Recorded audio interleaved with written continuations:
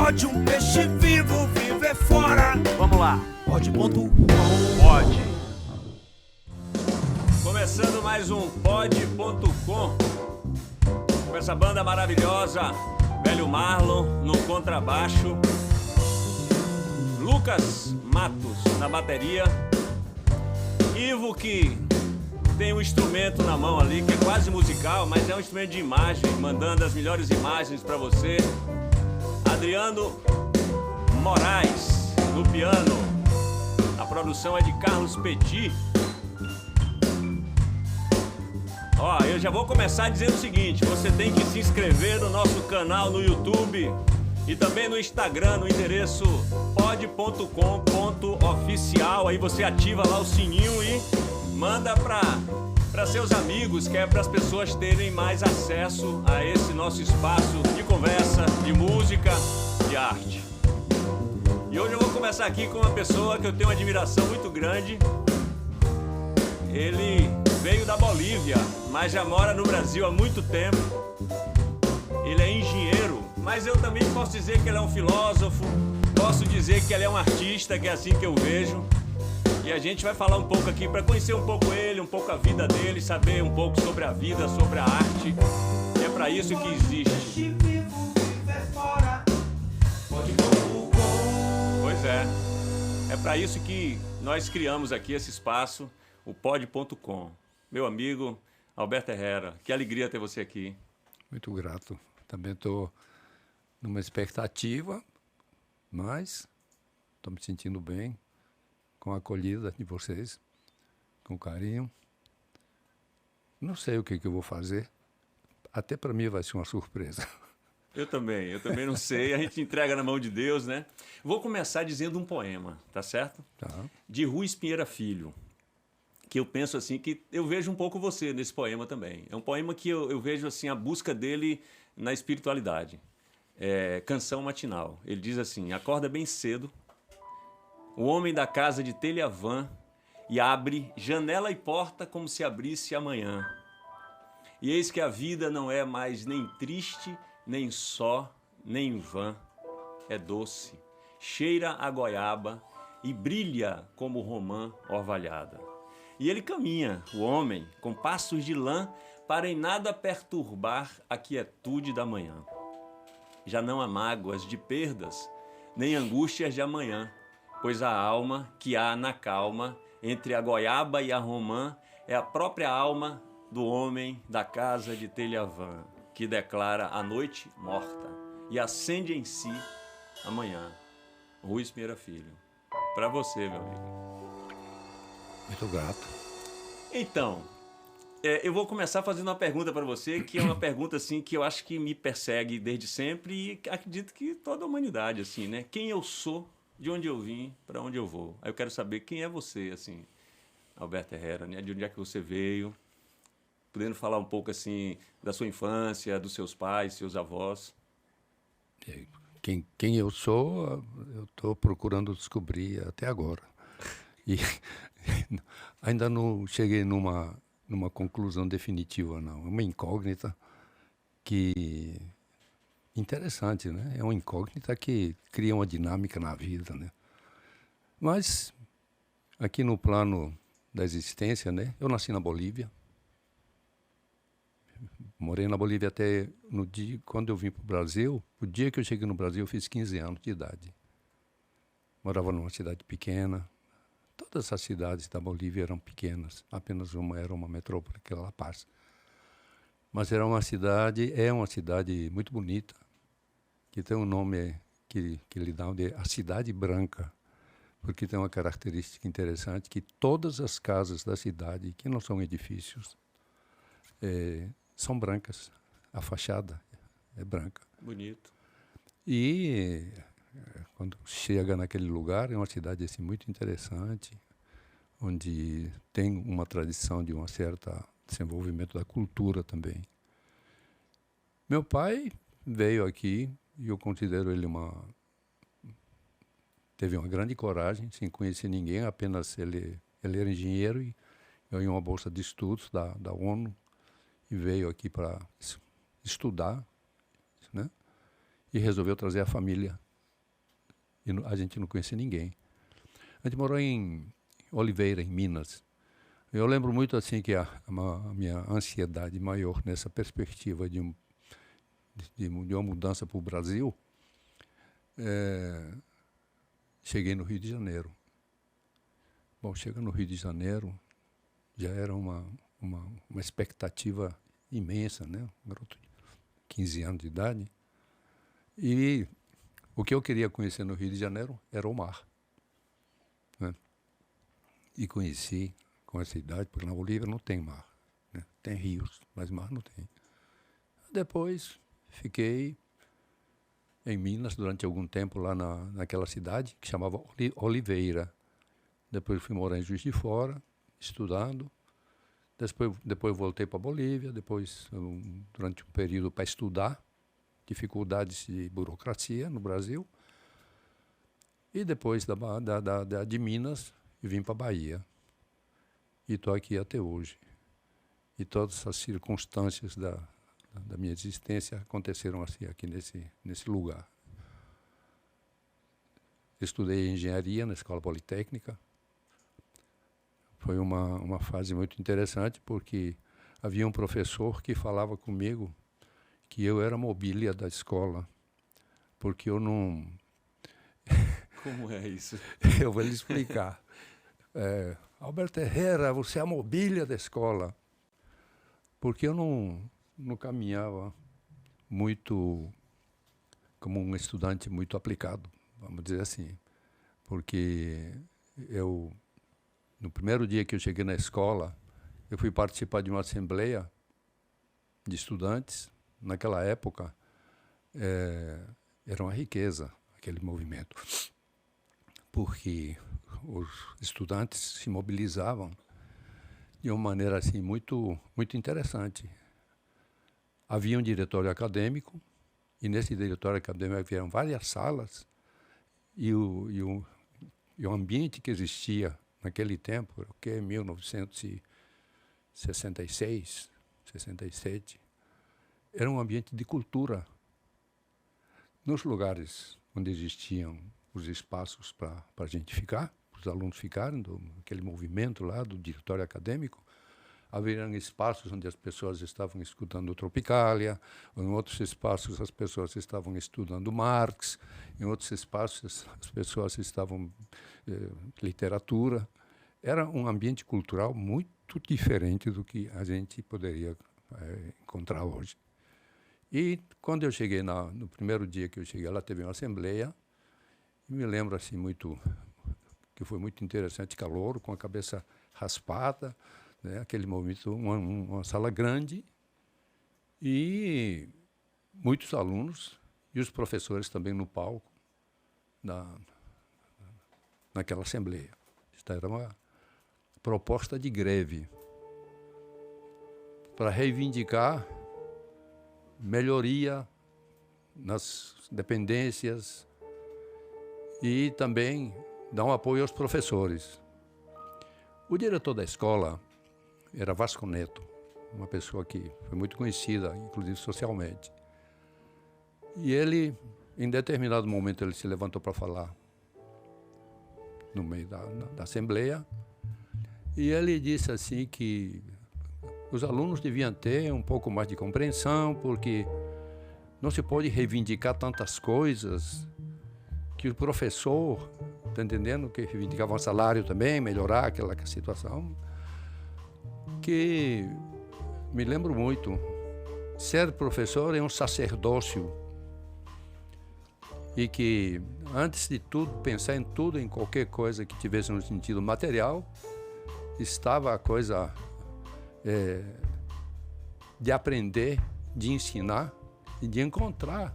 Ele falava bem, encontrar uma satisfação nisso. Quando ele acabou de falar, me deu uma impulsão assim de me manifestar. Isso você com que idade?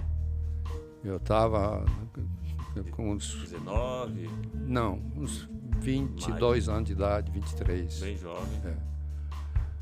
Aí você ficou com Aí vontade me deu vontade de falar. manifestar e eu pedi para falar. Aí todo um calor que chegou de repente lá, né? E aí eu falei de que não concordava com... Imagina, um calouro discordar do diretor, né? Que não concordava com aquilo, que o professor era uma pessoa que tinha uma família, tinha uma necessidade de estudar, precisava comprar livros e precisava ganhar bem. E aí estendi um pouco desse assunto.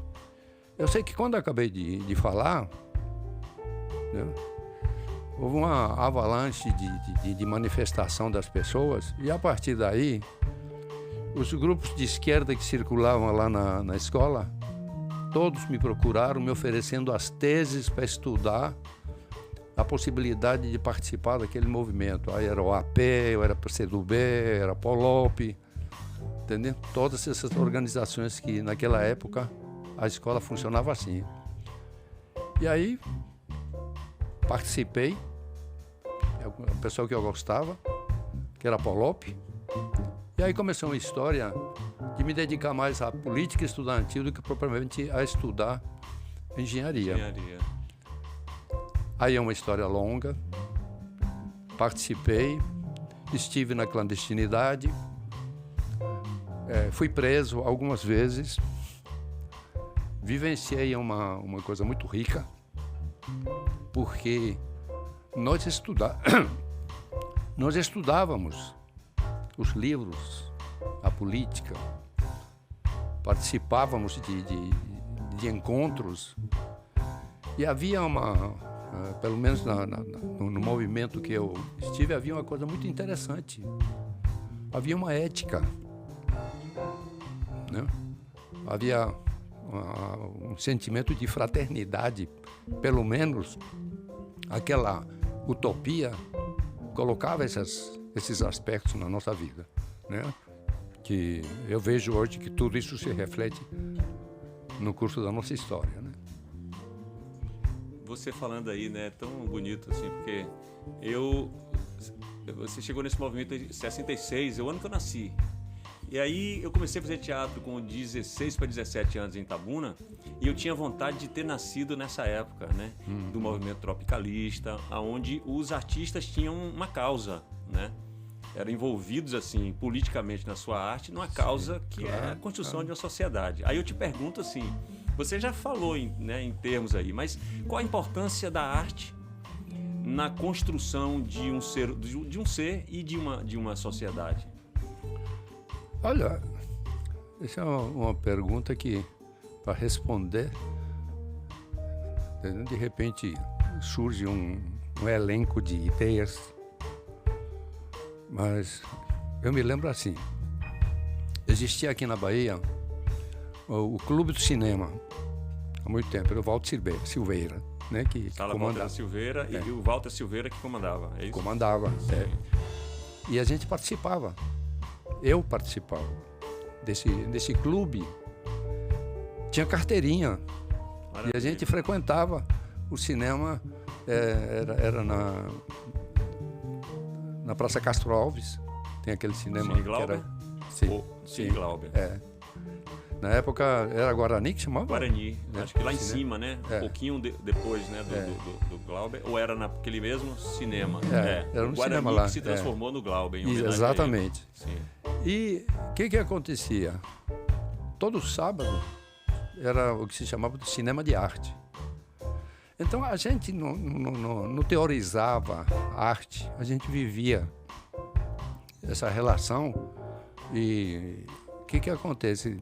Com essa prática assim, um pouco despretensiosa, mas muito animadora, a gente ficava captando o quê? Aquilo que o cinema de arte, ou qualquer obra de arte, ou qualquer produção de arte faz, que é exatamente despertar um sentimento, tá entendendo? Relacionado sempre com uma utopia, né? Com uma perspectiva de um mundo melhor, com a perspectiva de visitar o sentimento das pessoas no seu melhor momento.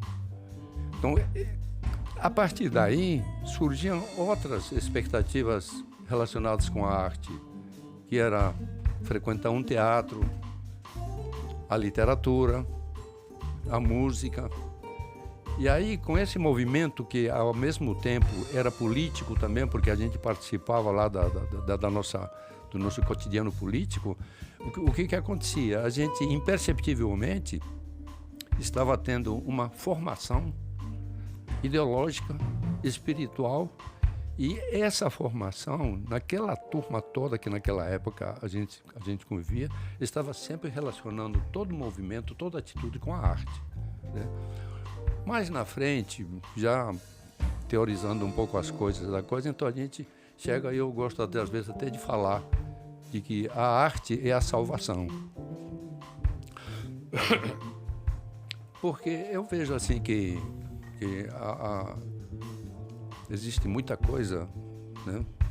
Mas eu vejo que a convivência com a obra de arte é que desperta o bom sentimento, desperta a perspectiva de busca, desperta também a fuga da coisa ilusória, para se encontrar, entendendo, com a busca de uma realidade desconhecida, mas que, por outro lado, você nessa busca toda, você percebe que cada vez mais você conhece menos. Mas esse conhecer menos é uma coisa, assim, digamos assim, retórica, porque você enriquece seu espírito com as coisas que você aprende. E a arte é o que desperta. Eu diria assim, de todas as artes, de todas as obras de arte, vamos falar assim, realmente o que a mim me toca de uma maneira assim muito especial é a música. É a música. É muito bom.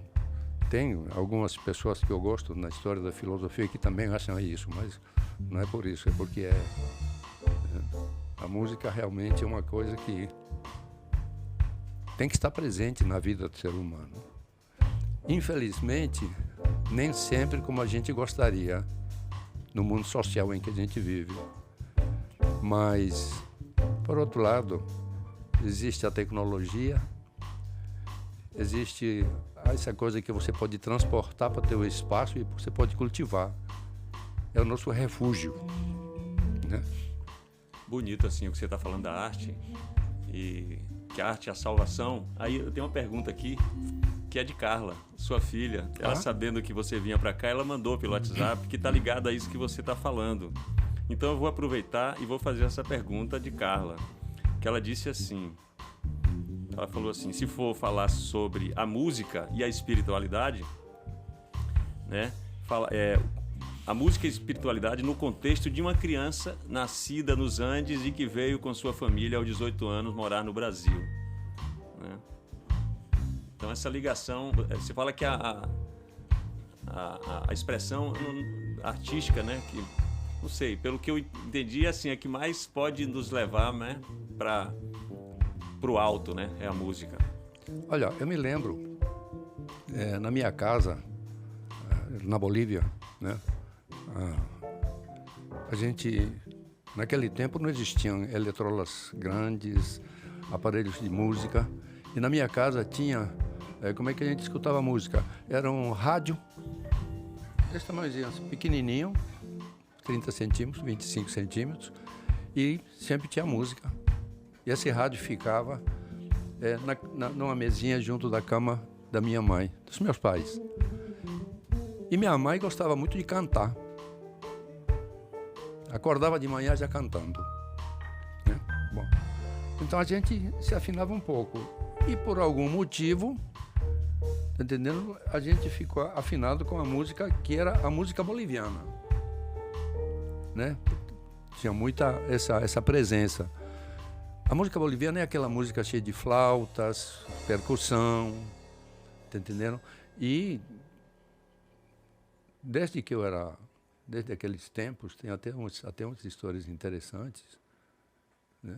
E eu gostava de música, gostava de ouvir, nasci gostando de música.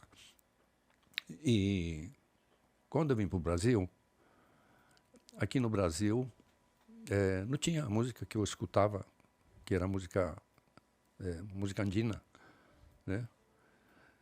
E aí eu fui morar em Oliveira, como eu falei, e lá em Oliveira tinha um radinho pequeno também, né?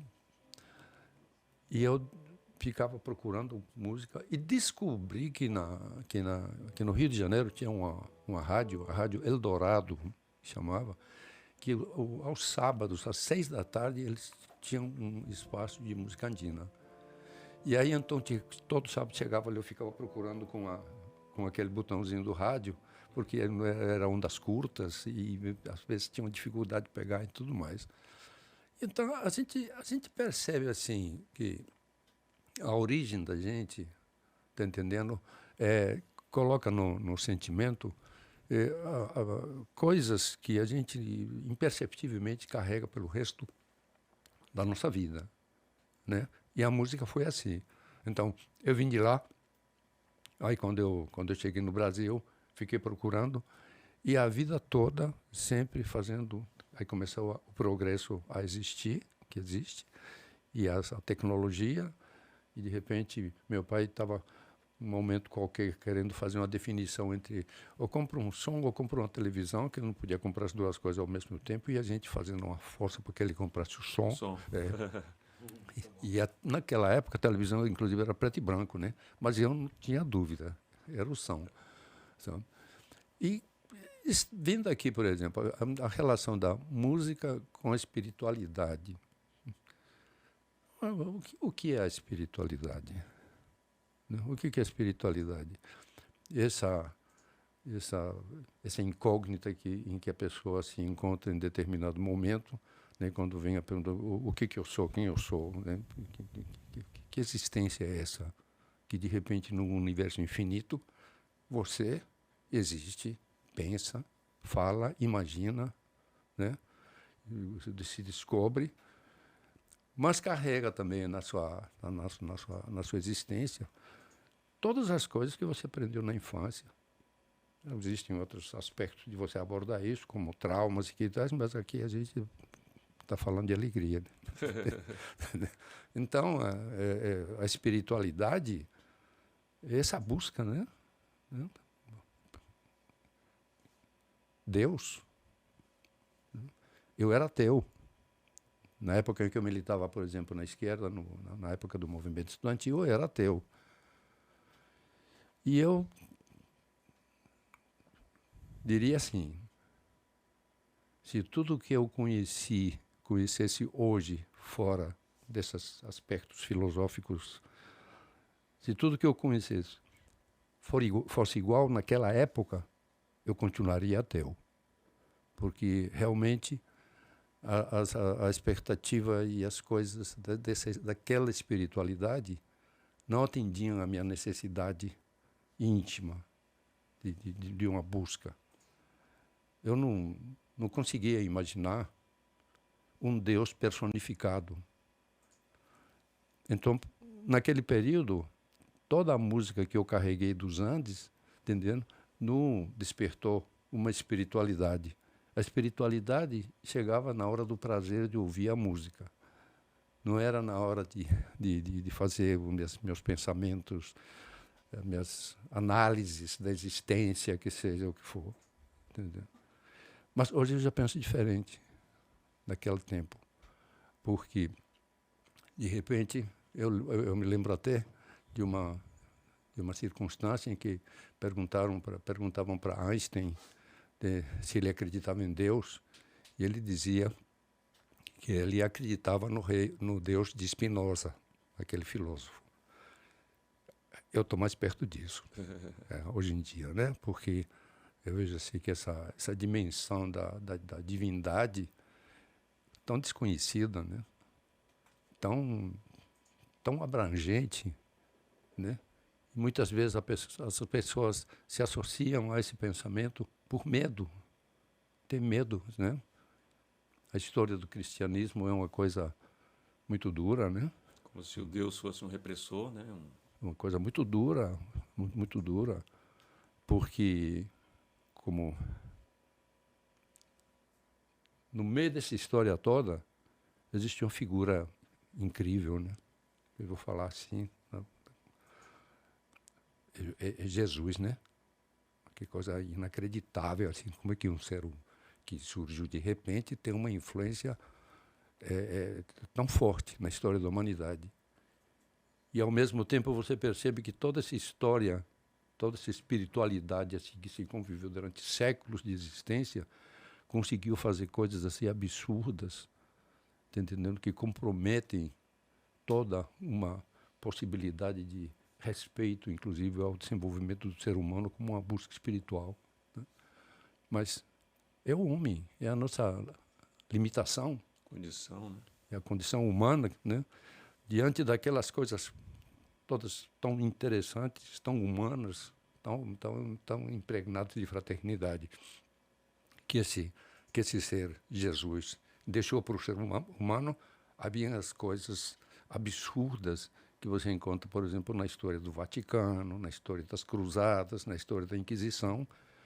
Mas hoje acho que nós estamos vivendo num tempo novo. Hoje nós estamos vivendo um tempo novo.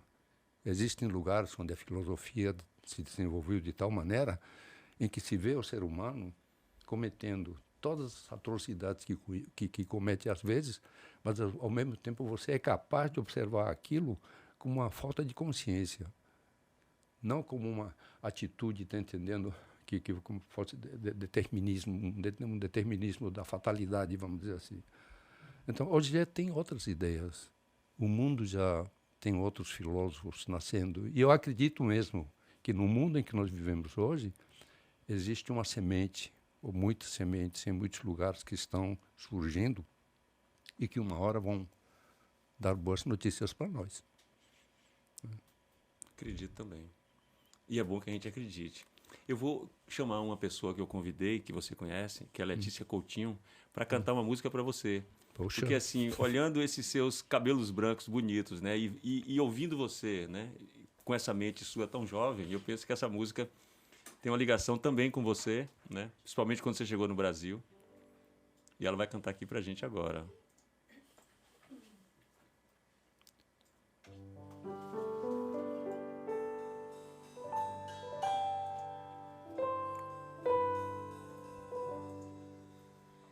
Eu vi o menino correndo, eu vi o tempo brincando ao redor do caminho daquele menino. Eu pus os meus pés no riacho e acho que nunca os tirei. O sol ainda brilha na estrada, eu nunca passei. Eu vi a mulher preparando outra pessoa. O tempo parou pra eu olhar para aquela barriga. A vida é amiga da arte, é a parte que o sol me ensinou. O sol que atravessa essa estrada que nunca passou. Por isso a força me leva a cantar. Por isso essa força estranha no ar.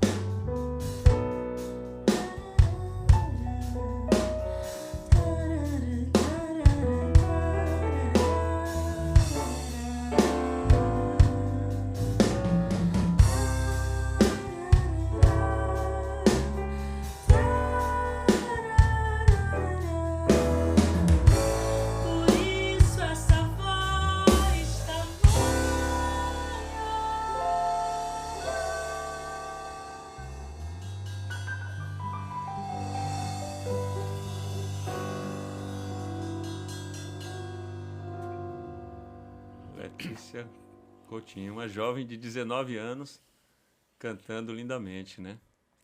Essa música é muito bonita. Eu ouvindo agora, assim, né? Depois de você ter falado tudo que você falou, tá tudo dentro da música, né? Tudo que você trouxe aí, né? Da espiritualidade, da arte. Tem uma frase, meu amigo, nessa música que, assim, para mim é tão preciosa. A coisa mais certa de todas as coisas não vale um caminho sob o sol.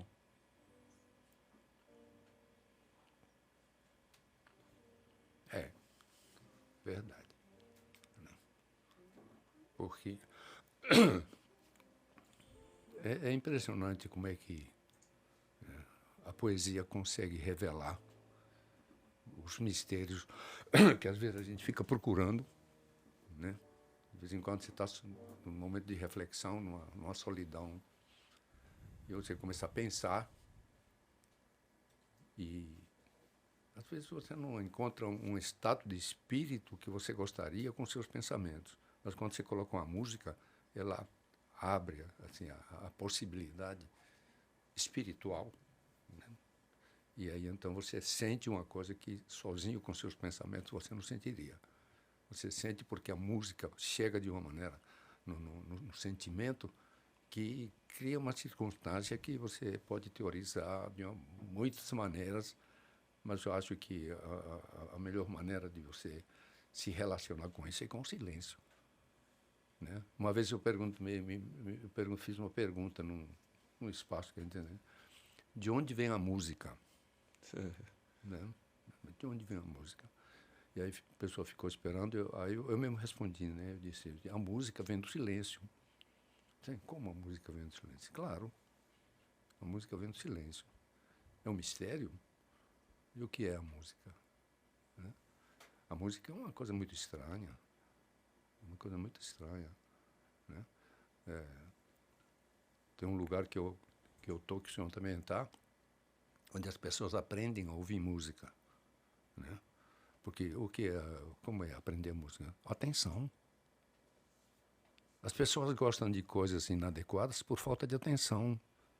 A atenção fica superficial. Quando a pessoa tem uma atenção assim mais dedicada, tá entendendo? Claro, tem que se encontrar com uma boa obra de arte, entendeu? O momento é sublime, porque você experimenta uma coisa e você descobre que teu sentimento é capaz de ter um momento de satisfação que às vezes a pessoa desconhece. É por isso que a gente tem que, imagina assim, cuidar do sentimento. Porque é ele que nos dá a qualidade de vida que nós precisamos. Isso que fortalece assim, a nossa possibilidade de pensar, né? Que de repente você fica feliz sem saber por quê, porque você está cultivando essas coisas. Bom, eu penso assim. Maravilha, maravilha. Eu penso assim também. E às vezes assim penso, mas não consigo chegar em respostas da maneira que você traz assim, que para mim amplia a minha percepção. Aqui nesse lugar aqui, ó, tem umas perguntas, que aí a sorte é você mesmo que tira e lê, que pergunta tá aí para você. Que risco. E tem água aqui para você beber, tá? Lembre. Eu acho que você me então lembrou. Aqui tem umas perguntinhas. É para pegar a pergunta? É você pegar e ler, O que você pode ter uma brincadeira, mas aí uma brincadeira a gente pode também brincar com Letícia ali, ela pode te auxiliar, né? Me auxilia.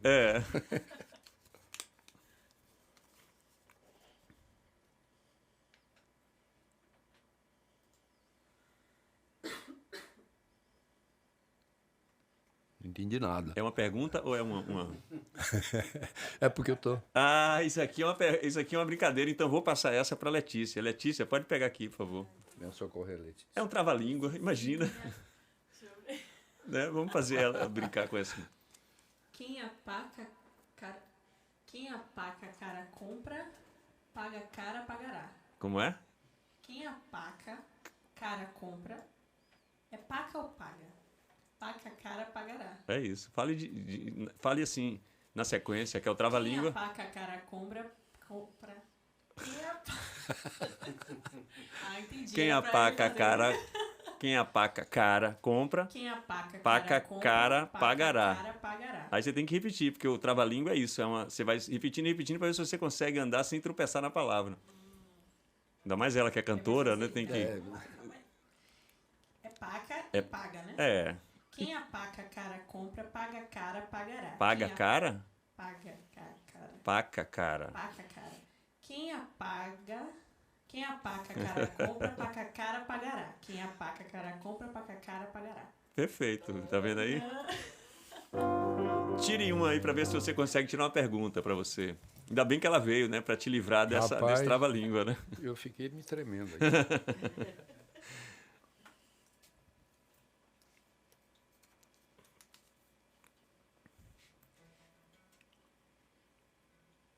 Puxa, essa daqui é... Quem são seus mestres? Sim. Puxa, rapaz, agora me apertou. Meus mestres.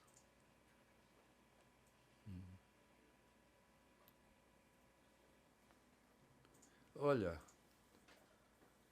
agora eu fui lá para o princípio, né? Bolívia, né? Os primeiros anos da minha existência. Os primeiros, quem foi meu primeiro mestre? Eu conheci uma pessoa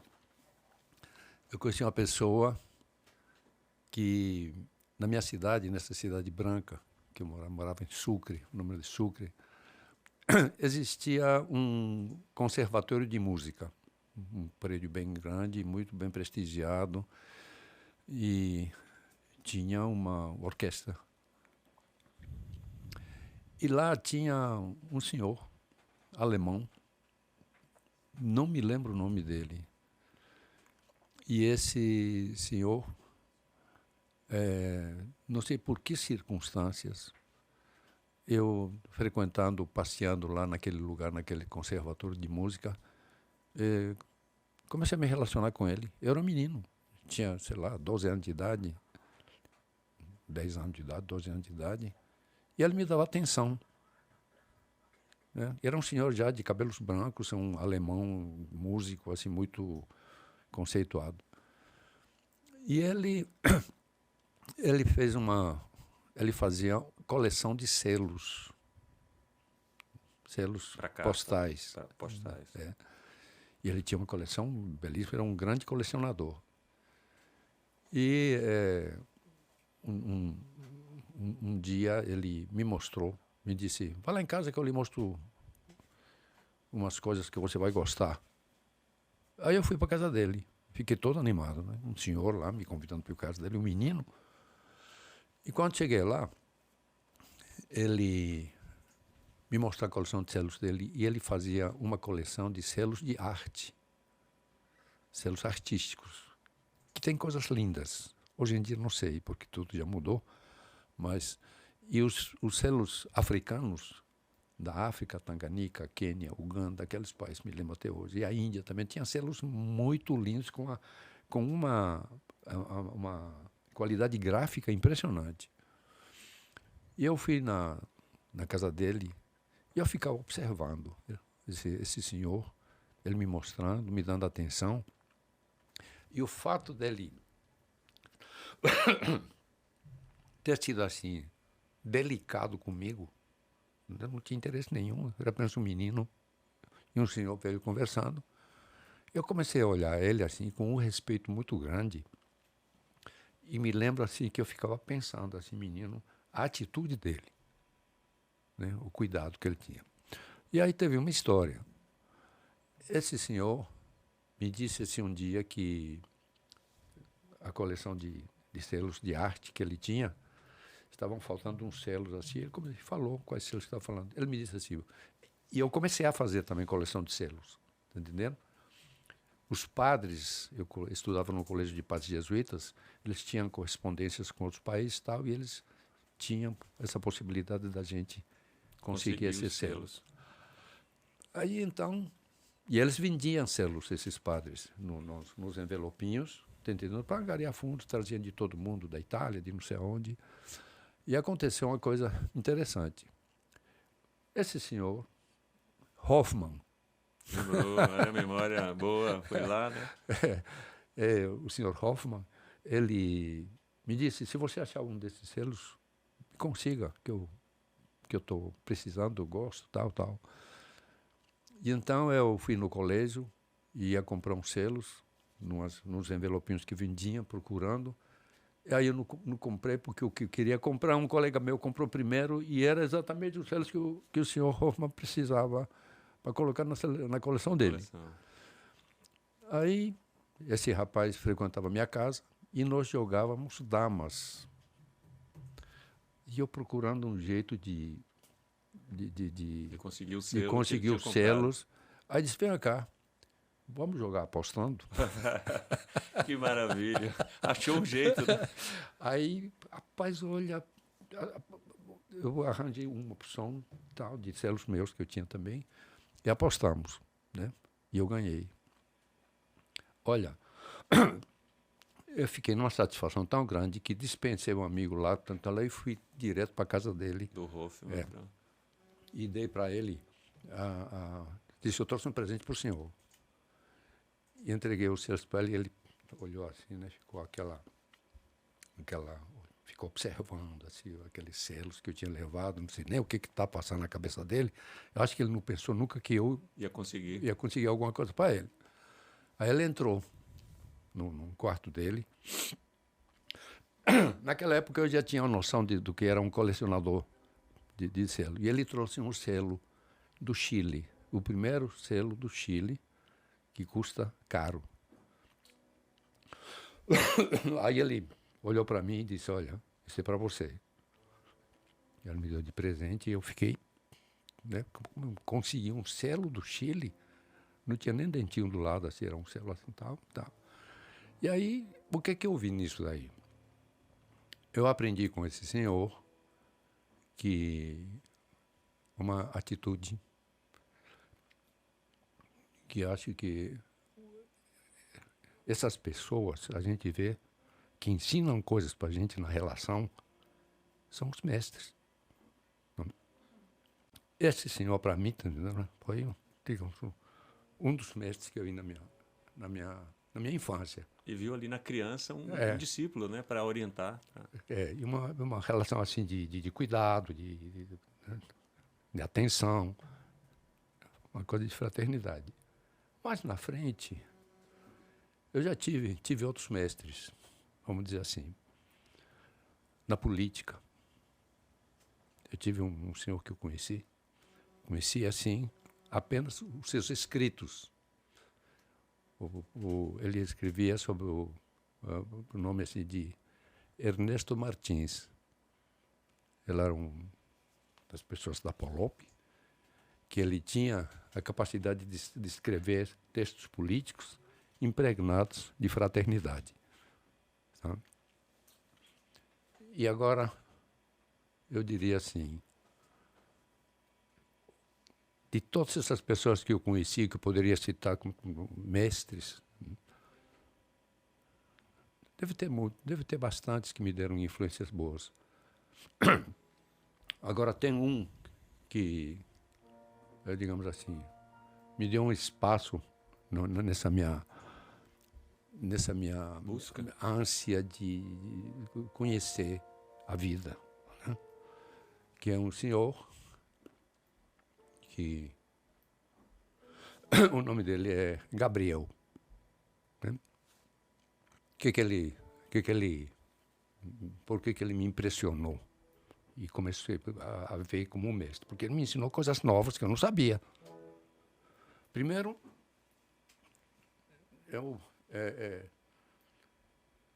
dá uma noção, entendeu, do que significa a espiritualidade. Não é uma noção assim, meio cheia de fantasia e de misticismo. Ele não gostava. Não gostava, não mostrava misticismo, né? Ele deixou para o pensamento do ser humano uma atitude de ver o outro, entendeu? Que não tem, digamos, as religiões, os pensamentos, as filosofias sempre falam de comportamentos, né? Coisas comportamentais, vamos dizer assim. O que a história das religiões dá para o homem, indica para o homem? Você tem que ser bom, tem que ser isso, tem que ser, não deve pecar, isso, enfim, todo aquele elenco de conselhos religiosos que às vezes, está entendendo, enquadram a pessoa num comportamento que muitas vezes não é tão artístico, assim vamos dizer, tá entendendo? E é diferente de uma pessoa, de repente, um ser aparece, um pensador, um mestre, e coloca, tá entendendo, de que toda a origem das coisas que não estão em acordo para trazer assim, o bem-estar da pessoa é única e apenas e exclusivamente a falta de conhecimento. E coloca o conhecimento como uma coisa atingível, tá entendendo? Mas dentro de um processo de uma caminhada onde a prática e o pensamento de uma pessoa, além de ser um pensamento que reflita um ato de realidade não mística, mas, tá entendendo, que está impregnada de ser humano, impregnado de uma possibilidade, tá entendendo, que a pessoa pode ter uma postura digna diante da vida e seja um estudioso daquilo que a gente precisa conhecer. Então, esse senhor que tem um elenco de ideias que eu absorvi, cultivo, penso, por quê? Porque não termina. Essas coisas que ele me trouxe para o meu pensamento era o que eu estava precisando para ter uma saída para justificar a minha própria existência e a existência do mundo. E é interessante que, por mais que a gente avalie todas essas coisas, a gente sempre descobre de que a gente sabe quase nada. Não sabe quase nada. O que é que nós sabemos para afirmar? Como numa oportunidade, uma pessoa me procurou em casa porque achou que ele queria falar comigo, queria me provar que Deus não existe. E não sei por que ele foi fazer isso, porque também eu não fico falando com ninguém que Deus existe ou que Deus não existe. Mas ele foi lá com essa intenção de me dizer. E quando ele começou a conversar comigo, ele me falando de Deus, eu disse para ele que eu achava que afirmar que Deus existe era um absurdo. Eu que falei. Aí ele disse assim, mas você pensa assim que Deus não existe? Eu disse, olha, eu acho, de dizer assim, eu acredito em Deus, eu acho um absurdo. Você falar, eu estava provocando ele, lógico. Sim. E ele me disse, pois eu também acho que Deus não existe. Eu não disse isso. Eu disse que afirmar que Deus não existe. Mas eu acho que não existe. Como eu também acho um absurdo você afirmar que Deus não existe. São dois absurdos.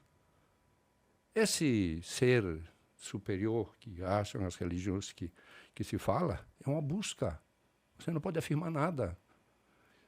O que permite que as pessoas, tá entendendo, continuem essa busca é a fé. Né? É a fé. E a fé, uma vez eu perguntei, perguntaram a um mestre, o que é a fé? E ele respondeu, a fé é falta de conhecimento. E realmente, se você vai... Eu, quando ouvi isso, disse, o nome desse mestre era Manuel. E ele, aí, falta de conhecimento? Como falta? Claro que a fé é a falta de conhecimento. Não está se falando que a fé não é uma coisa boa. O homem tem fé porque não tem certeza. Então, se não tem certeza, falta conhecimento. Agora, por outro lado, como é que você vai imaginar, por exemplo, o infinito? Como você... Você sabe aquele relógio que às vezes aparece em algum lugar que você dá corda? Sim. É que você aperta demais na corda e ele se desarruma todo? Sim. Pois é, você fica assim quando você pensa no infinito. Não tem como você pensar no infinito. É apenas uma palavra.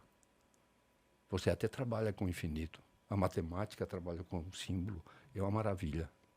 Mas é outro assunto. Então, o que é a fé para nós? Às vezes é uma necessidade.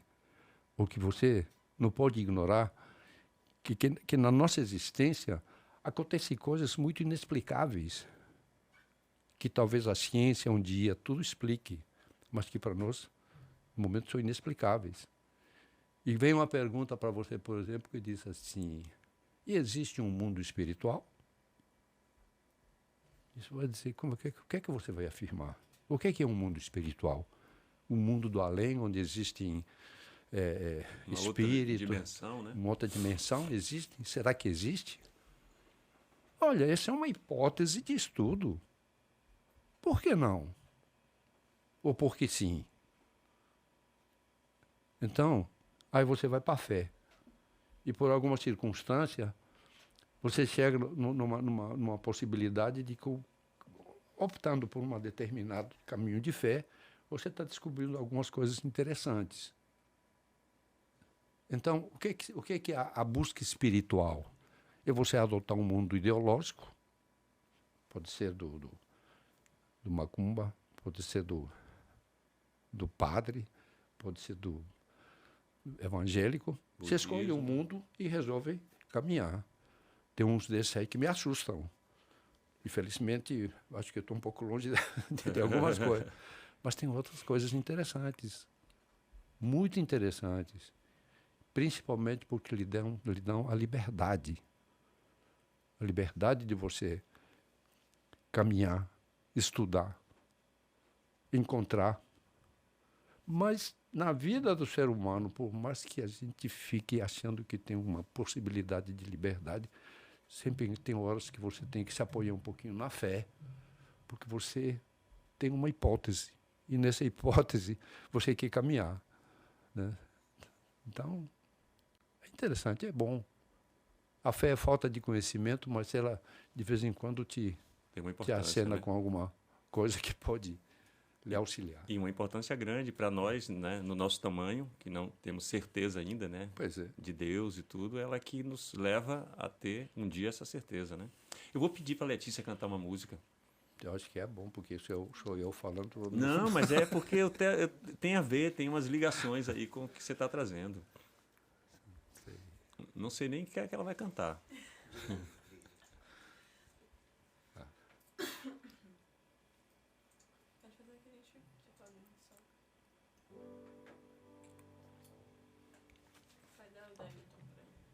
Estão ali ensaiando. Achei que você ia me pedir andar com fé. Mas essa tem a ver, assim, com a fé, né? Que vocês estavam falando, a fé de melhores dias, né? Tem a ver com esses assuntos.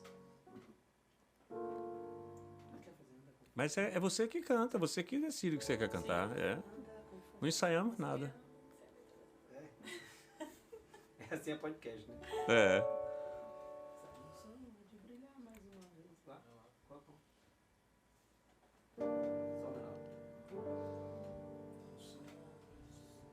Sol há de brilhar mais uma vez, a luz há de chegar aos corações do mal, será queimada a semente, o amor será eterno novamente. É o juízo final, a história do bem e do mal. Quero ter olhos pra ver a maldade desaparecer com o sol que há de brilhar mais uma vez,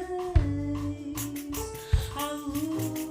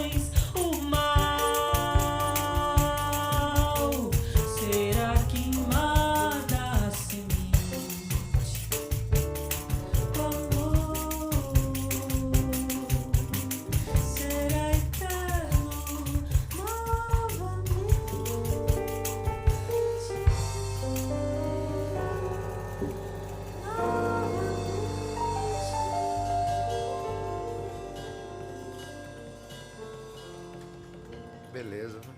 Bonita, né? Letícia. É.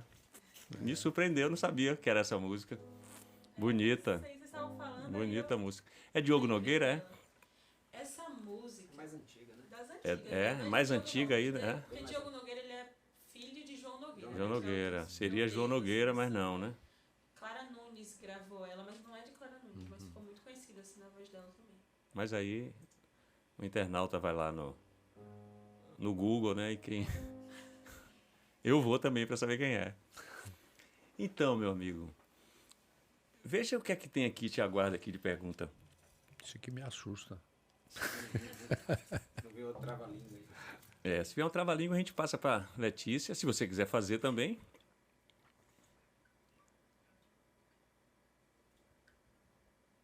Bagre, branco, branco, bagre. Olha! Fale, gostei. Fale aí. Já olhei. Fale mais, repita. Bagre, branco, branco, bagre. Pronto, Tá isso. até fácil isso. Essa tá- porque mas aquela repita. de lá, Aquela era mais difícil, né? bagre, branco, branco, bagre. Mas se você repetir isso, Bagre, repita umas 3 vezes para ver.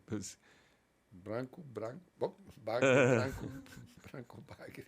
Chega. Chega! Perfeito. Pegue outra para ver se vem uma pergunta também. Nelson Cavaquinho. Nelson Cavaquinho. Yolanda tá ali, já fui ali no. E Elson Soares. Elcio Soares. Oh. Que é ser bom? Eita. O que é ser bom, né? Quem é bom mesmo não sabe. Porque que é ser bom? É uma incógnita, isso é que ser bom.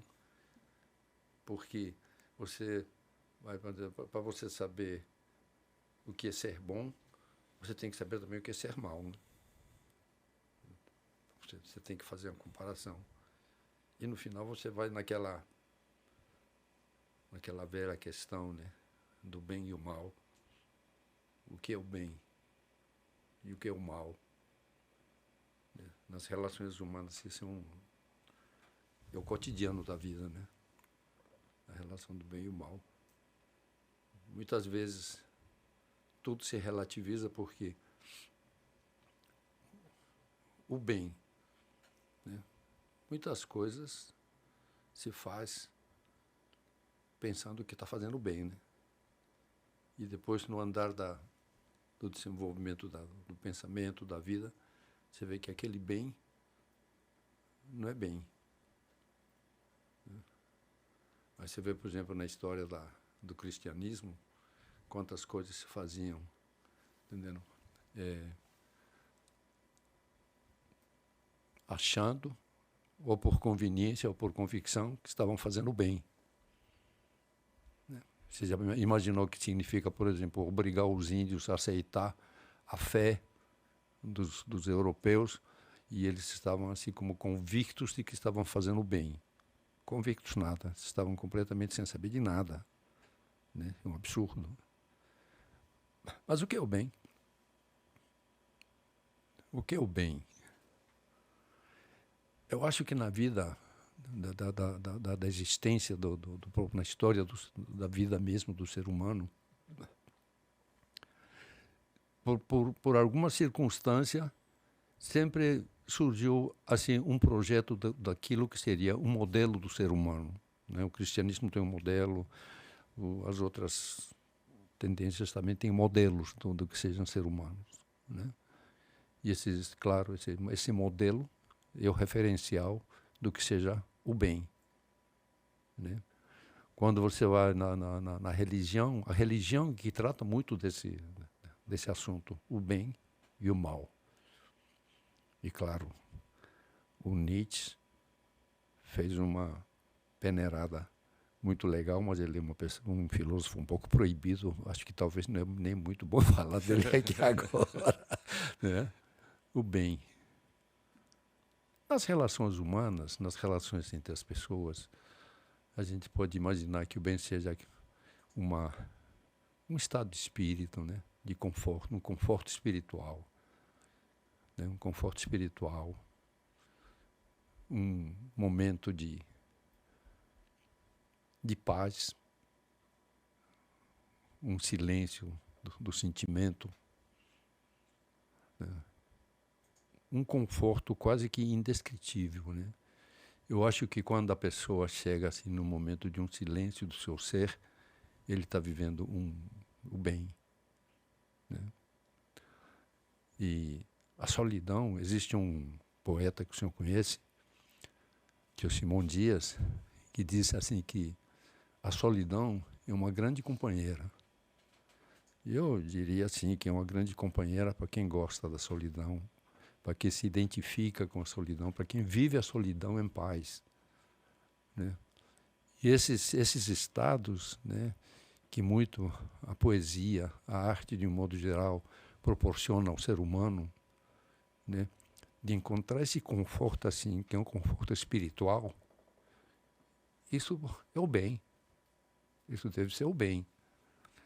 Esse conforto espiritual também que existe nas relações entre as pessoas, que trazem assim um sentimento de fraternidade, de amizade assim, limpa, sem condicionamentos, sem interesses. Que coisa difícil, né? Mas isso é o bem, né? É o bem. É a paz, que não é fácil. É muito fácil falar, né? Falar sobre a paz é até fácil, né? Como o amor também. Falar do amor já é um pouquinho menos fácil. Se falar muito, mas não se entende muito. Tem um grande senhor que dizia que o amor é a palavra que mais se fala e que menos se entende.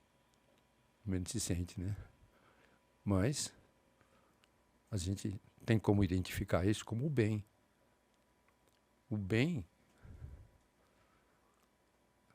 E tem um senhor que fala assim, quando praticar o bem. Quem pratica o bem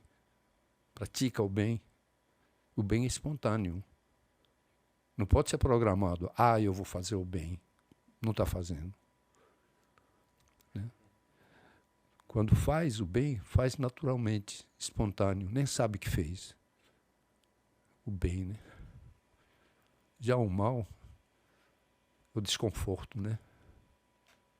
As relações turvas, as relações assim que não têm assim uma possibilidade de olhar claramente, com sinceridade, né?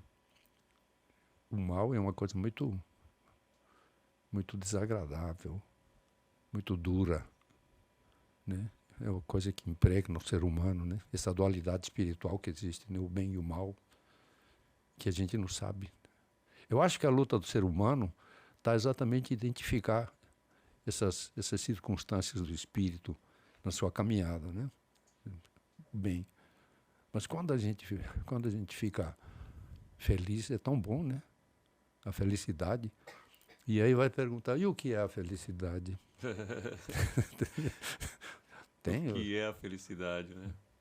Pois é, o que é a felicidade? Estou perguntando. Está perguntando? Felicidade, né? Eu diria assim, quando você está, por exemplo, na beira do mar, no entardecer, e você está olhando esperando, como se espera às vezes nesses portos, nesses lugares da orla, esperando o sol, né? O pôr do sol. E você começa a contemplar aquilo, entendendo? De uma maneira em que gradativamente, imperceptivelmente, ou por um ato de consciência e de firmeza, você observa e procura uma calma no seu sentimento. Uma calma no seu sentimento. E observa aquilo, tá entendendo? E deixa que o silêncio lhe visite de uma maneira assim muito amena. Então, eu acho que quando você observa dessa maneira, você pode sentir o que seja a felicidade. Porque a felicidade, não tem emoção na felicidade. Isso deve contrariar alguns pensamentos, essa frase, né? A felicidade não tem emoção. A felicidade mesmo, a felicidade é um sentimento puro. É uma pureza espiritual. Né? É uma ausência de pensamento. É uma ausência de imaginação. Você apenas contempla. Está entendendo?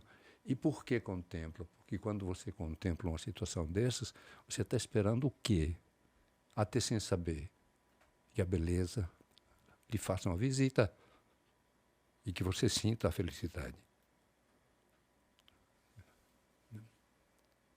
Porque a emoção, apesar de que todos clamam a emoção como sendo o objetivo das coisas que se produz, cinema, obra de arte, a emoção não permite você captar o que você está assistindo, vendo, de uma maneira pura.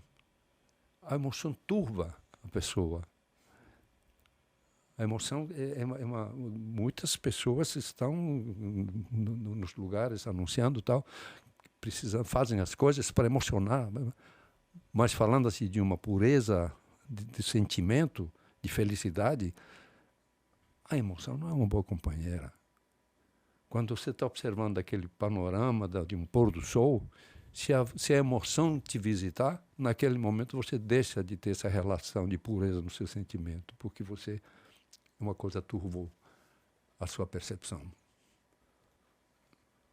Maravilha. Dentro disso que você está falando, assim, como é que você vê a humanidade nos dias de hoje? Né? Você está falando de tanta coisa assim, de contemplar, né? A gente pode contemplar a natureza. Você falou dos indígenas, né? Que foram catequizados e ainda não são respeitados.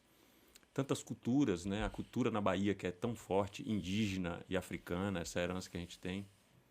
E aí como é que você vê assim, o que é que falta para essas pessoas, para que a gente tenha uma vida mais feliz, nesse sentido que você trouxe? Consciência.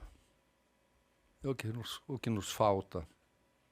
Porque quando a gente está aqui conversando, assim, nesse clima, por exemplo, é tão fácil a gente pensar coisas boas, pelo menos não é tão difícil. E quando você está no seu cotidiano, quando você está assim no calor, está entendendo, da luta da vida, como é que você tem, que possibilidade espiritual ou psicológica você tem para reagir de uma maneira que esteja perto de um ato de consciência? E o que é um ato de consciência? O que é um ato de consciência para o ser humano? É você saber o que você significa diante da existência. Você saber que você tem um sentimento, que você precisa cuidar dele, para que ele só sinta coisas, tá entendendo, que te tragam conforto. E que aquelas coisas abruptas que às vezes, tá entendendo, maltratam o sentimento, fiquem ausentes. Então, a consciência é você, tá entendendo, zelar primeiro por você e depois enfrentar as coisas da vida com serenidade. É quase um santo, né? É quase um santo. É uma busca, né, para chegar. Mas a humanidade, eu penso assim, sabe, Jackson? Neste tempo que nós vivemos, nós estamos pior do que antes? Eu acho que não. Com todas as atrocidades que existem no mundo, com essas guerras absurdas que a gente, às vezes, entendeu? Por mais assustador que seja, né, o que a gente, né? Existe já pessoas, em muitas oportunidades na história também existiram grandes pensadores, grandes humanistas, mas existe florescendo em muitos lugares também, tá entendendo? A vontade de viver em paz. A vontade de cultivar sentimentos, tá entendendo, que sejam sentimentos mais humanos na relação com as pessoas, não de uma maneira piegas nem mística. O misticismo afasta o ser humano da realidade, tá entendendo? Então, eu acho que o mundo hoje com todas as atrocidades que a gente às vezes vê acontecer em todos os lugares, em muitos lugares, tem coisas boas florescendo. É aquela semente que eu falei em algum momento. Está acontecendo coisas interessantes. Já tem gente que fala e que faz propósitos. Essas coisas de política, as aspirações e tal, faz parte da caminhada. As guerras é a condição humana. Um dia vão parar. Aos poucos, tá entendendo? Eu prefiro pensar assim, vai levar 1000 anos. Não. Talvez mais. Mas um dia chega. Entendeu? Que maravilha. Não sei se eu peço para Letícia cantar uma música, que eu estou querendo ir pontuando essa sua história, até para, né, para trazer mais alguma inspiração. Será que quando a gente chegar lá vai ser bom? Chegar onde? Esses 1000 anos? Nesses 1000 anos? Será que será bom, né? Isso é uma pergunta aí. Depois de muito tempo caminhar, será que um dia a gente chega num lugar bom, né? Será que a gente vai gostar do que a gente vai encontrar? Né? Bacana essa caminhada. Se a gente souber aprender, eu acho que sim. Porque estava pensando assim, né? Aprender, né? Existe o aprender? Né? Existe essa coisa de aprender? Se existe essa coisa de aprender, então um dia a gente vai ficar aprendido, né?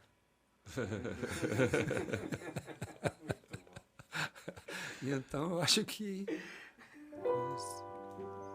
Pode falar, pode falar. Eu acho que Pode tocar também. é melhor pensar assim, né, não? É melhor pensar assim, né? Porque depois também é o seguinte, a gente, tudo bem, a gente pode acreditar que nós temos, o nosso espírito seja eterno, mas por enquanto a gente está lidando com uma coisa que é temporal, né? Que é a nossa pessoa, né? Eu acho que se a gente projetar, por exemplo, para ter coisas interessantes no nosso sentimento daqui a 2000, 3000 anos, eu acho que a gente pode ser um pouco mais, digamos assim, ousado e achar que nessa nossa existência a gente pode ter momentos que realmente valem a pena ser vividos, né? Não precisamos esperar 2000 anos, não. Entendeu? A gente pode criar condições, mesmo que sejam condições, digamos assim, transitórias, mas que deem uma amostra do que o nosso sentimento é capaz de sentir, para que nos tenha um conforto espiritual, um conforto psicológico, qualquer nome, um conforto. Né? Eu acho que a gente pode acreditar que a gente, hoje, amanhã, depois, pode encontrar um pouquinho de alegria, né? Tem a arte, né? Quando a gente, às vezes, está numa situação assim, de muito desconforto, vai lá ver um filme bom.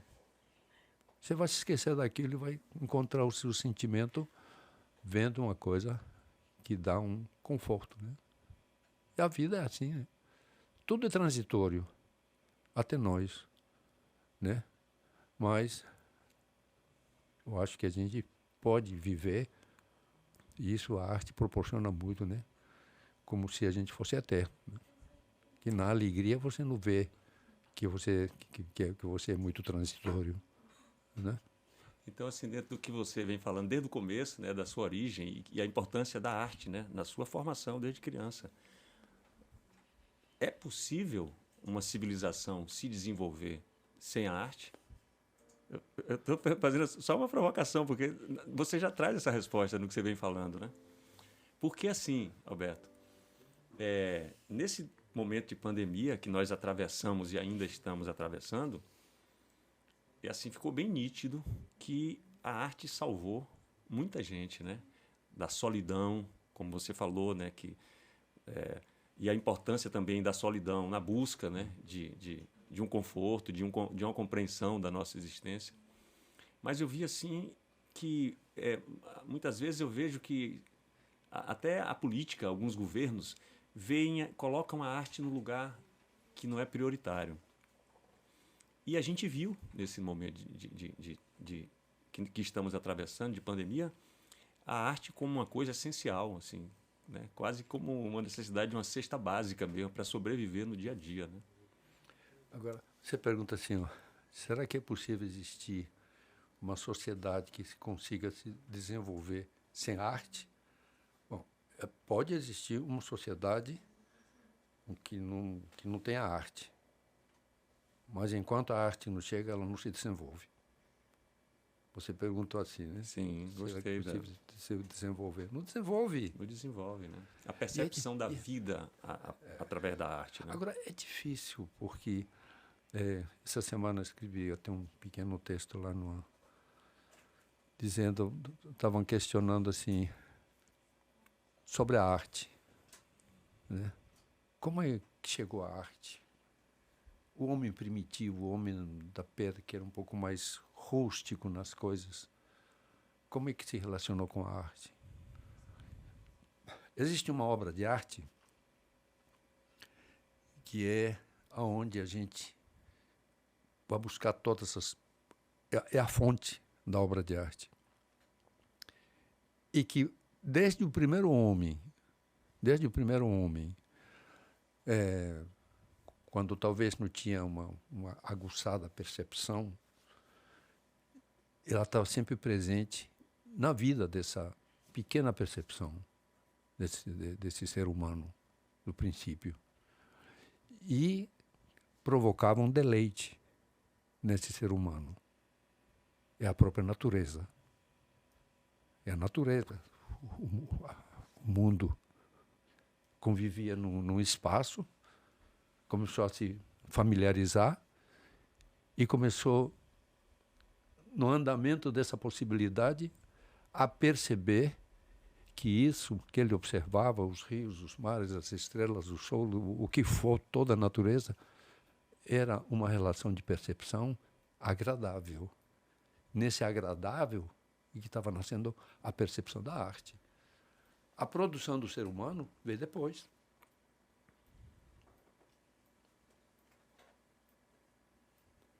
Então esse criador, né, traz para nós essa possibilidade da arte, né? Nos oferece, né? A arte, né, porque existe a arte e existe a obra de arte. A arte é infinita. Né? Essa natureza toda que a gente vê, tá entendendo? É uma manifestação da natureza. É lá que está a arte. Quando você estuda matemática, os grandes problemas na matemática, as coisas maravilhosas que existem, aquilo é arte.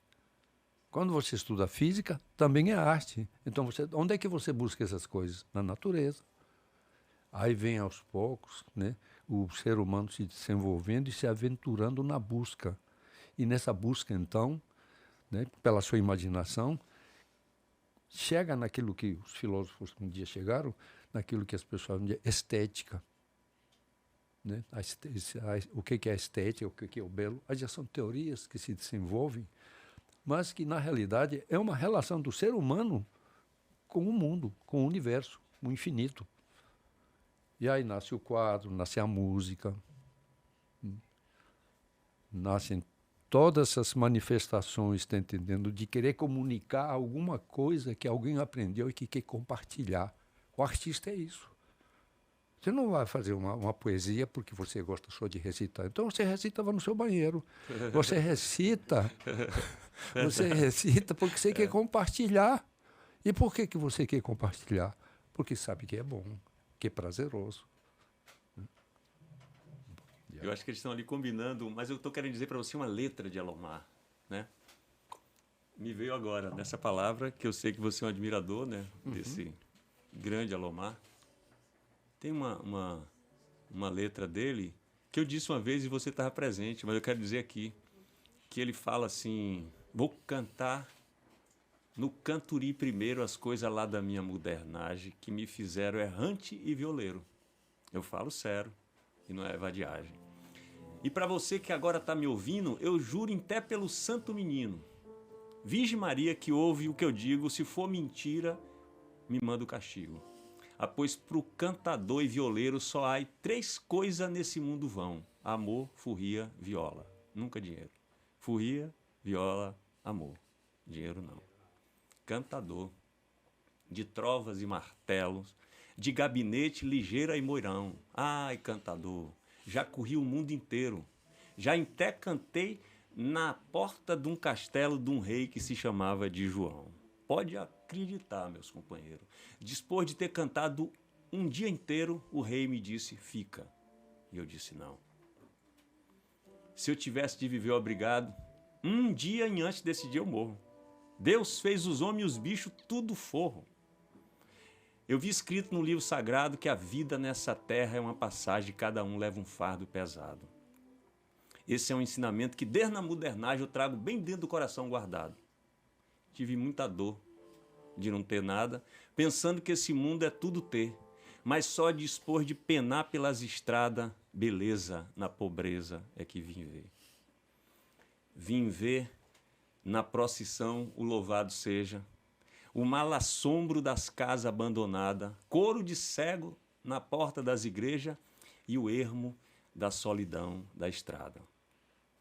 Principiando tudo do começo, eu vou mostrar como é que faz o pachola que enforca o pescoço da viola, revira toda a moda pelo avesso e sem a reparar se é noite ou dia, vai longe, até findar o bem da furria. Sem um tostão na cuia, o cantador canta e até findar o bem do amor.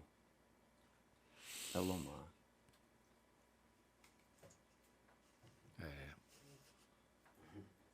Eu conheci Elomar.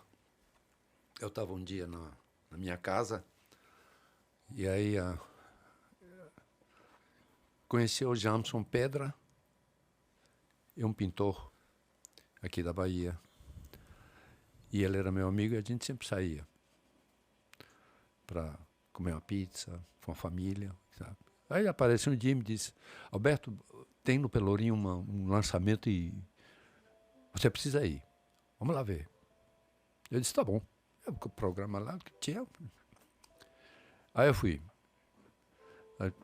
Na época eu era casado com a Antônia, fui com ela, né? Era? Sim. Chegamos lá, quem era? Elomar, que estava lançando o primeiro disco dele. E achei uma maravilha. E depois daquela cantoria, daquele momento, aí Jamson, que era muito amigo de Elomar, nós fomos para casa de Elomar. Eu me lembro assim que Elomar trouxe uma opção de garrafinhas de uísque, daquelas que tinha de amostra antigamente, sim, e distribuiu para as pessoas. E foi um momento interessante. Eu notei uma coisa no Elomar, no que ele tocava, e eu perguntei, Elomar, me diz uma coisa, você toca o violão e a gente eu não sinto assim o arrastar do dedo na corda. Como é que você faz? Ela me disse, olha, você já percebeu que eu ando com minha mão aqui no cabelo o tempo todo aqui, nessas horas que eu toco? Eu disse, não percebi. Não. Pois é, tem uma lubrificante na cabeça, né? Um sebo, né? Que na cabeça. Então eu passo no dedo, é por isso que eu toco e você não sente esse... Que maravilha. Quem poderia imaginar, né? Que sabedoria, né? Desse gênio que é Elomar, né? E foi nesse dia que ele lançou esse primeiro disco que ele tem, que é uma maravilha, né? Elomar. Vamos ver o que é que ela vai cantar. Que Letícia reservou pra gente ali.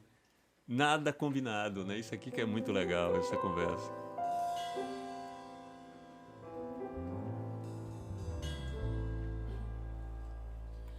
Por ser de lá do sertão, lá do cerrado, lá do interior do mato, da caatinga do roçado, eu quase não falo, eu quase não tenho amigo, eu quase que não consigo ficar na cidade sem viver contrariado.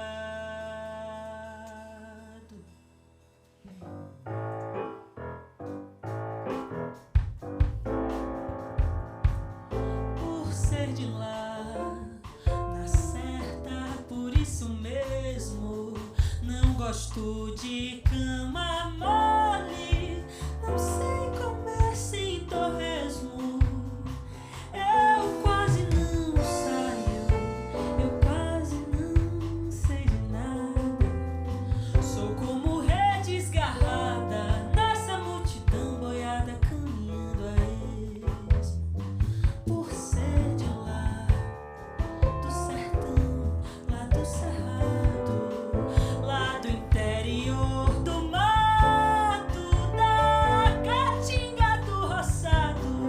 Eu quase não falo, eu quase não sei de nada. Sou como rede esgarrada nessa multidão boiada caminhando a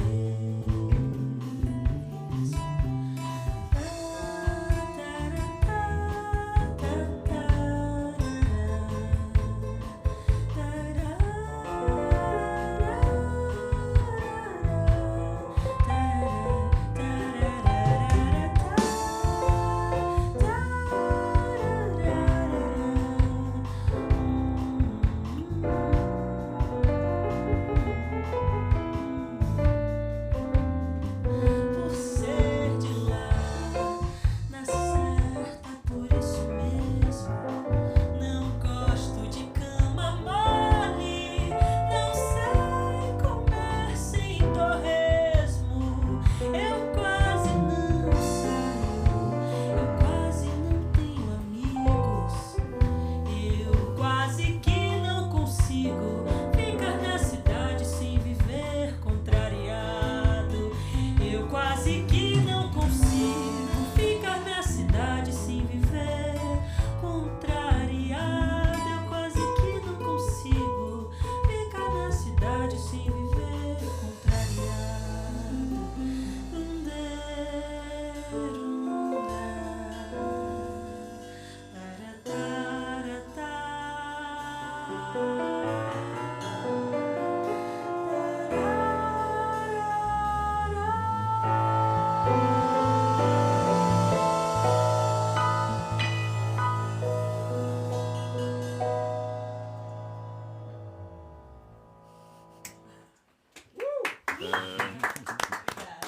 Lamento sertanejo. Eu acho que a gente vai contratar a Letícia, né? Convidei ela hoje. Gruvou, né? Convidei em sua homenagem. E assim, vim vestido assim, né? Porque tem um acervo de figurino, né? Boca de Cena, aqui em Salvador. E aí nós resolvemos convidá-los para que faça o meu figurino, né? Que é para trazer também, assim, mais à luz da sociedade como um todo, a importância desse lugar que conta, se for olhar, a história das artes cênicas na Bahia. Serve ao teatro, à dança, à música, à televisão e ao cinema. Então, tem várias peças de adereços, né? Objetos de cena e figurinos que já passaram por filmes, né? E aí eu cheguei ontem lá pensando em vir com uma roupa azul, né? Até falei para você aqui, quando você chegou de azul, nós não combinamos. E eu não falei nada para ele, para Maurício Martins, que é o idealizador e mantenedor desse espaço. E aí ele me veio com essa roupa, eu falei, até botei um óculos azul aqui para ficar todo lorde aqui para te receber.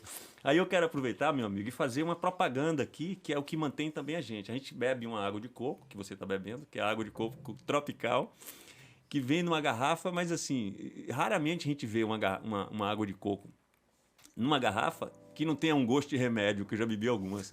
Essa, assim, é como se abrisse o coco. E tem isso aqui, que eu quero fazer a propaganda, que é um aparelho para audição, né? A Adriana, que sabe muito bem ali, fala que, assim, esse aparelho está aqui para a audição como os celulares, né? O iPhone para os celulares. Uma coisa super fina, super, né? É uma indústria que é europeia, mas que tem lojas aqui no Brasil, uma turma jovem que está trazendo isso aqui, que é para a gente escutar melhor, né? Vamos assim, trazer eles aqui para falar mais. Vamos trazer, né, esse povo aqui para poder falar desse produto e ser também um apoiador nosso dessa nossa proposta, desse podcast, a gente trazer pessoas como você, para a gente ter essa conversa aqui tão agradável e tão importante, né, para a construção de uma sociedade melhor. Então, esse aparelho aqui, que é um aparelho Áudios, né? Áudios. para a pessoa ouvir melhor, super discreto, né? Assim, chega uma certa idade, a gente ouvindo tanto barulho na cidade que às vezes é necessário para algumas pessoas usarem um aparelho desse daqui.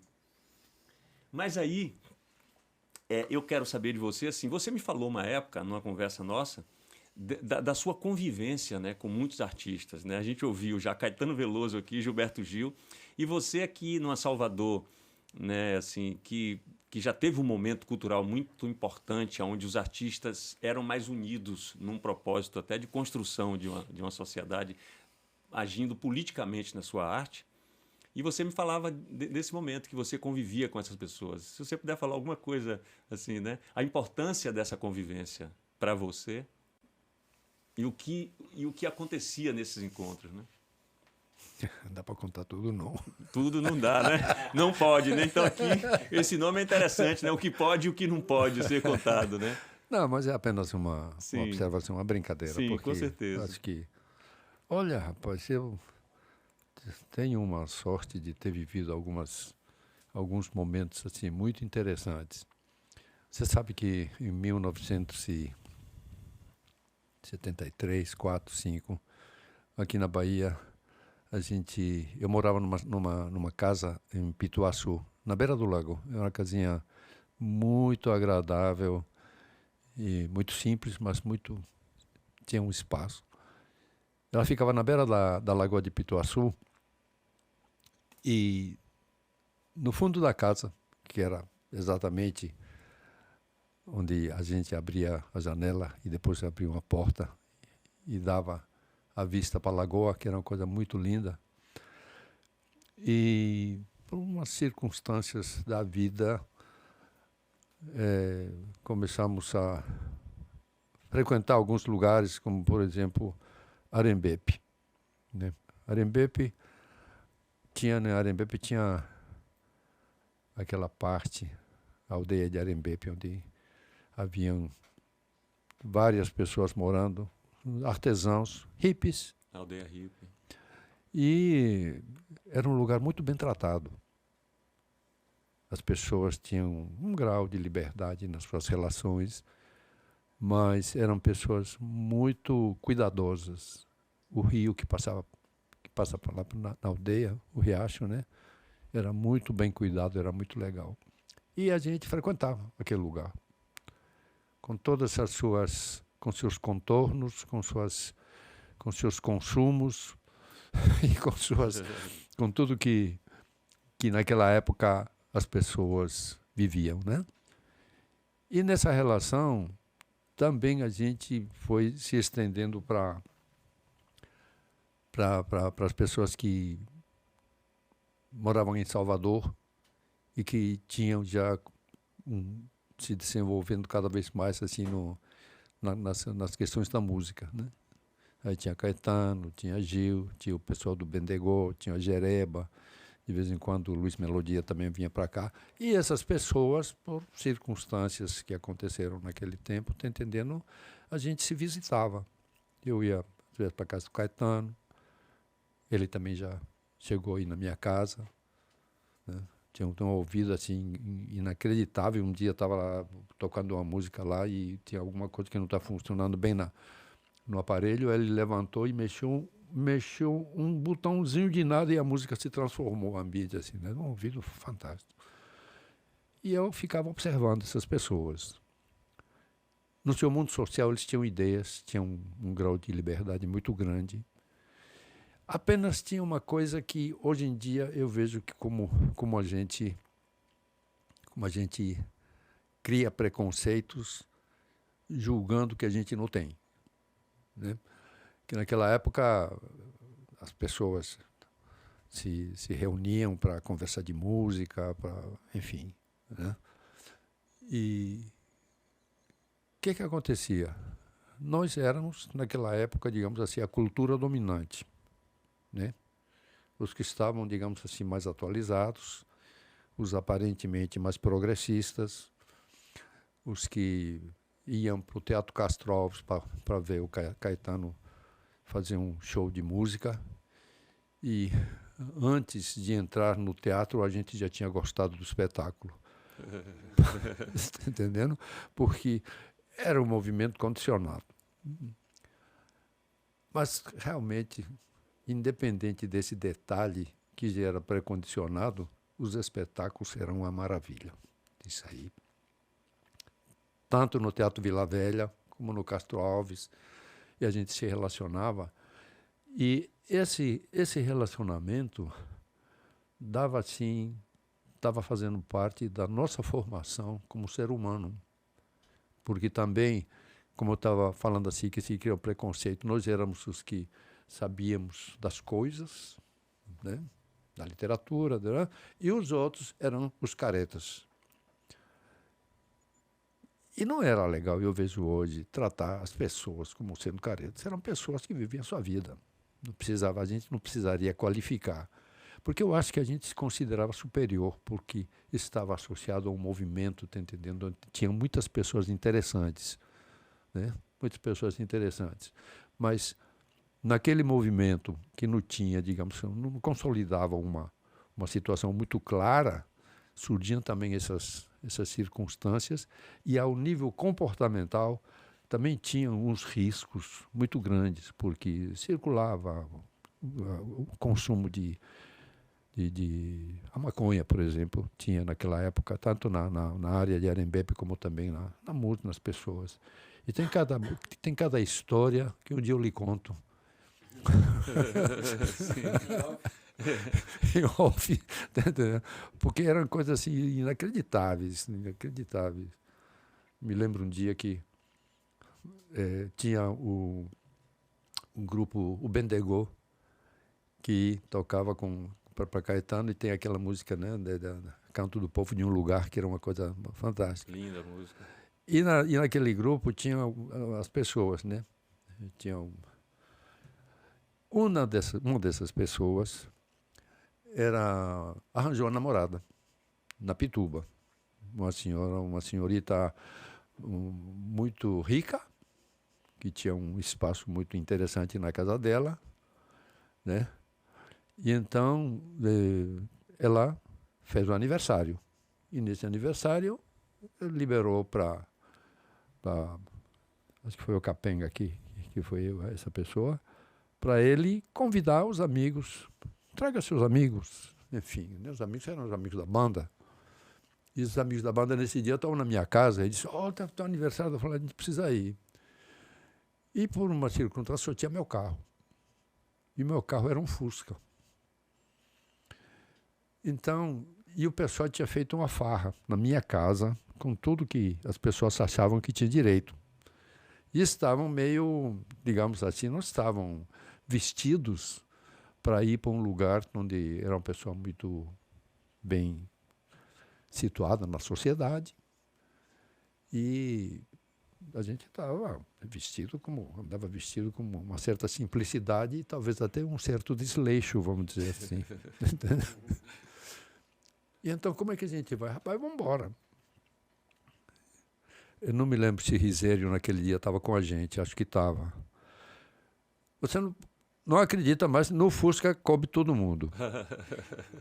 Eu não sei como é que um Fusca podia caber tanta gente como naquele dia. E nós fomos lá na Pituba, na casa da pessoa, lá da menina. E o pessoal desceu. Olha, rapaz, quando a gente chegou, quando eu vejo hoje, eu fico pensando que coisa hilária. Porque chegou, parecia um monte de gente que tinha vindo de algum lugar assim bem desinteressante, vamos dizer assim, e entramos na casa. Foi um escândalo lá dentro, sabe? Porque a festa parou. Estava uma festa, um espaço grande, tá entendendo?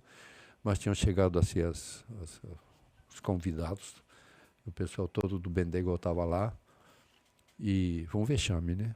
Porque as pessoas começaram a se relacionar de uma maneira um pouco inconveniente, um pouco muito libertária, vamos dizer assim, tá entendendo? E tinha dessas coisas. Mas tinha momentos em que também a gente, na casa das pessoas, tinha momentos musicais.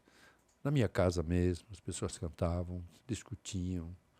Havia situações assim, se procurava um ato de cultura, um ato de arte, tá entendendo? E eram momentos assim muito interessantes. E tudo isso estava sendo uma formação. Mas, por outro lado, devido àquele movimento que no tempo foi passando, a gente viu que, de certa forma, as pessoas que estavam nesse curso, estavam já entrando num período de decadência. Decadência de costumes. Tá entendendo? Na minha casa, muitas pessoas iam, mas aos poucos ainda não tinha mais consistência. Todo aquele momento, digamos, que a arte mesmo incentivava, foi se desagregando de certa maneira. E as pessoas começaram a ficar desleixadas, já não cuidavam da arte como deviam cuidar.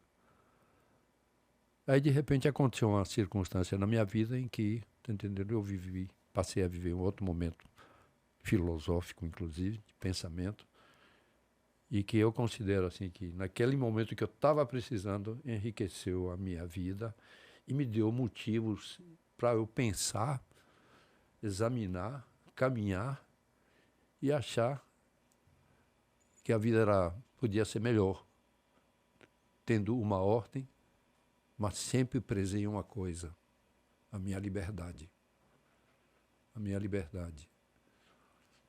Prefiro pagar um preço com liberdade, mesmo que uma determinada atitude me mostre, tá entendendo, alguma inconveniência, mas a minha liberdade eu não fico fora. Então aí comecei a viver, cheguei até aqui. Eu vou dizer uma coisa para o senhor, porque não sei por onde eu encontrei o merecimento de ser entrevistado por essa figura e não entendi até agora, mas também não preciso entender tudo. Entendeu? Mas o que eu posso lhe dizer é porque, assim, e quem está nos vendo e nos ouvindo nesse momento, eu acho que é capaz também de pensar assim, né? Você traz uma visão de mundo, de vida, da existência, que eu penso que é por onde nós devemos caminhar. Né? E acho interessante quando você relatou esse fato de chegou no momento em que via que a arte, naquele grupo, né? Quer dizer, não a arte, mas aquelas pessoas de arte, já não estavam sendo mais, não sei qual a palavra, mas construtivas, né? Aí eu penso que você já traz uma resposta assim para o que eu para a minha busca também como artista, né? Eu vejo que o artista já teve em momentos de forma coletiva, tem todas as exceções, mas de forma coletiva já teve em momentos de colocar a arte mais a serviço dessa construção, né, de uma sociedade. Então, assim, eu chamei você aqui para isso, para a gente ser feliz aqui, como eu estou sendo nessa conversa, e pela admiração que eu tenho pela sua maneira mesmo de ver a vida e se postar, né, se colocar diante da vida. Não sei quanto tempo tem essa conversa aqui, mas eu assim, sou grato pela sua presença aqui.